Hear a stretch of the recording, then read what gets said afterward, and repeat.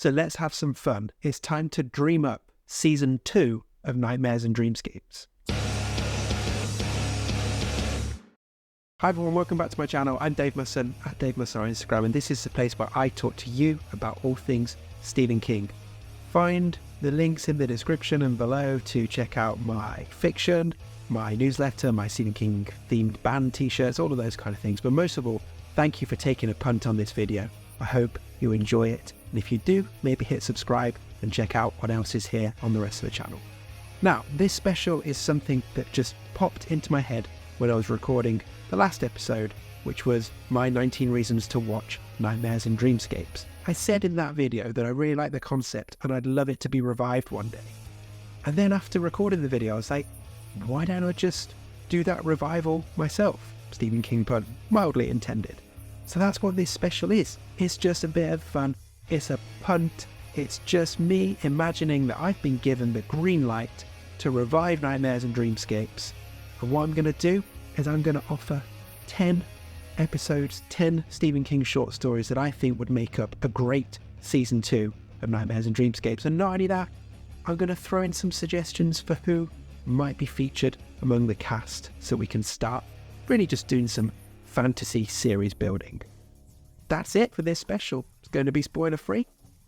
And I'd love to hear your ideas as well. If we were really doing Nightmares and Dreamscapes Series 2, what stories would you want to see featured there?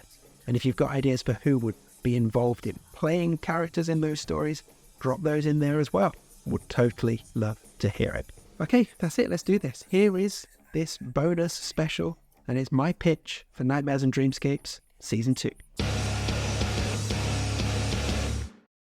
Now, I should say before I jump into these that I don't really know how to budget for casting actors. So some of the names I've picked here might be a bit too aspirational. But this is a fantasy planning type thing. We can dream, right? So just bear that in mind when you hear some of the names I'm suggesting here.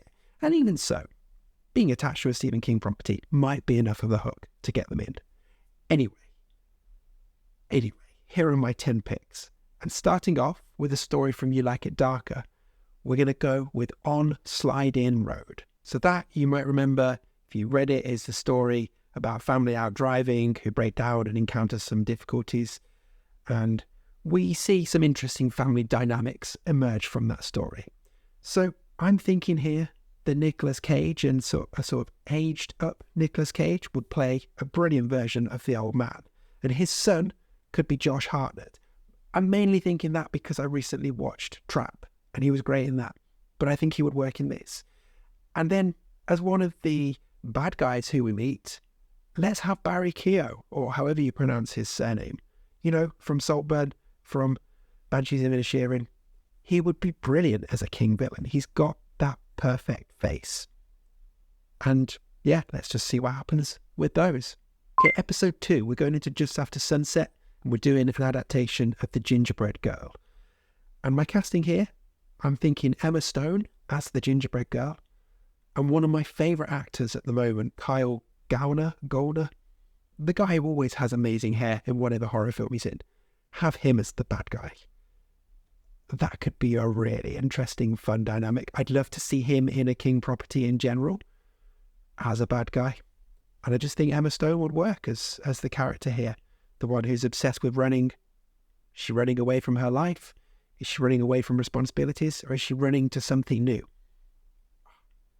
We'll just have to find out. But for episode 3, we are going back to Nightmares and Dreamscapes, and one of my favourite stories in that book, Suffer the Little Children, which won't spoil it here, but it's essentially a short story that builds up to a brilliant punchline. And it tells a story of an older teacher and her trying to deal with her rapscallion pupils.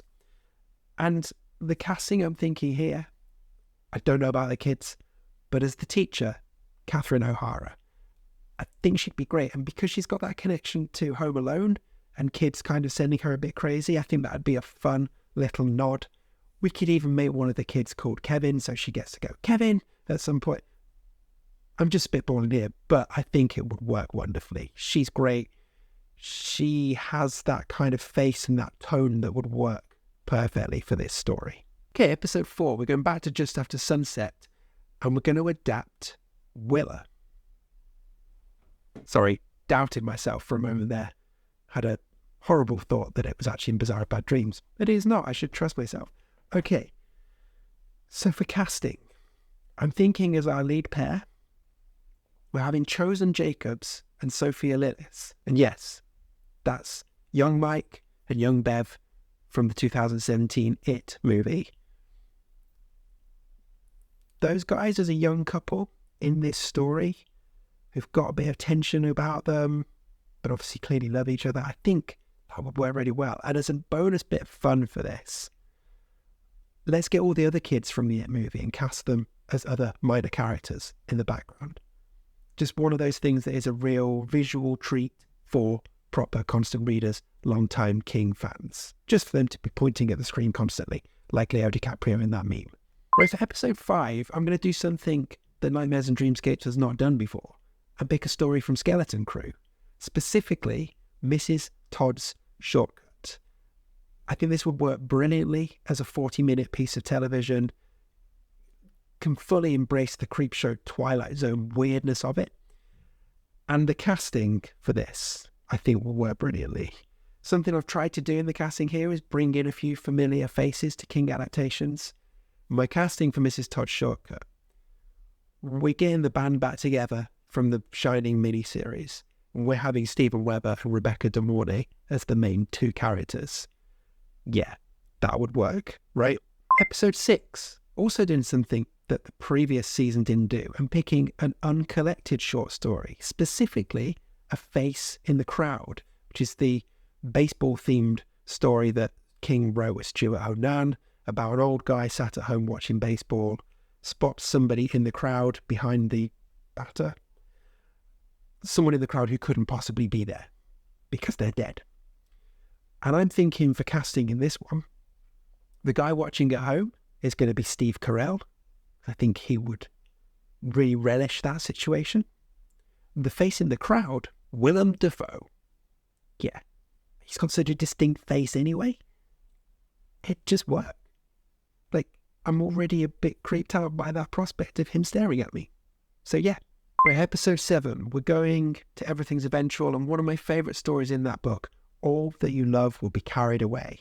And I just want Jeffrey Wright from American Fiction to do this. Kind of one of those episodes that would always be a solo piece. I think he would absolutely nail it. I think he's got everything you need to make that story work. That story is engrossing, interesting, unique, and pretty sad at times as well. And I just think he would be brilliant for it. And I'd love to see it adapted properly. Okay, episode 8, we're going back again to Just After Sunset. One of the more controversial stories there. A Very Tight Place, which you may remember is the story about the guy who tries to double-cross a local villain, and our main guy ends up trapped inside a porta potty, a portaloo that gets flipped over and has been used. So that character, if they want to survive, they've got a whole load of shit to wade through. I mean, this would be gross. Absolutely and utterly gross. And I'm here for it. My casting for this, the bad guy, David Dalmatian. We saw him in The Boogeyman. We've seen him in Late Night with the Devil. He would be brilliant as a villain. And his foe, who he's got in the porta potty, Andrew Scott, from Fleabag, from All of Us Strangers. Yeah. He would work. He would definitely work in that situation. For episode 9, we are going to Bizarre of Bad Dreams, and specifically Mile 81. Kind of weird story that feels a little bit like Throw a Buick 8, about a strange car that kind of eats people, but also has a kid at the centre of it. It's a bit of a weird one, and we need to be thoughtful about the CGI, but I think it could work. I think it could really lean in on the dread and the weirdness of it all. And I'm casting Alicia Weir from the recent Abigail movie as the child lead for this, and then we'll bring in some other people to help her out. But she was great in Abigail. I think she'd be really interesting to see here. And then for episode 10, going back to You Like It Darker, specifically picking the final story from that book, The Answer Man. I think it works brilliant as a final story in that, and it would work wonderfully as a final episode of this season. So this is the story of the guy who is out driving and has the chance to meet this person called the Answer Man and ask any questions and have them answered. And he keeps meeting the Answer Man at different points in his life. And it's just a really powerful story, a really clever story about how much you'd want to know about your future and how that might affect how you behave.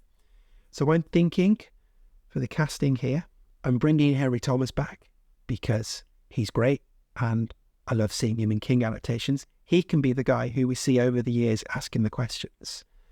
And then again, when it comes to the Answer Man casting, this may be affected by what I've seen recently, but I really liked David Johnson in Alien Romulus.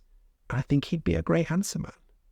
Like almost playing it in that same way that he plays his character in Alien Romulus. Kind of a little bit, almost standoffish, a little bit robotic. I just think when he's got that sort of slight otherworldness about him, very like. And I think this story could be a wonderful way to wrap up what I think is a pretty good season 2 of Nightmares and Dreamscapes. But let me know what you think in the comments. So there we go, a bit of fun. My fantasy planning for season 2 of Nightmares and Dreamscapes.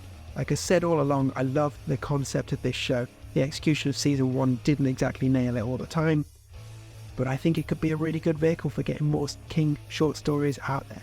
So yeah, if this gets announced and any of these are in there, do let me know so I can go and claim some royalties off them. But also let me know what you would want to see made if this show got revived. What stories do you want to see happen? And if you've got any ideas for who would act in them, drop those in the comments as well. I'd love to hear your choices. Other than that, check out the links to pick up your Stephen King themed band shirt from my new range, to pick up my collection of short stories, Once More Around the Sun, sign up to my newsletter, all of those kind of things. But most of all, thank you for watching this far. Subscribe if you liked it. Tell a friend if you're already subscribed. Just help spread the word. But most of all, thank you for checking it out. I really do appreciate it. And join me again next time. We're back on the movies and adaptations, and we are checking in to the Hotel Dolphin.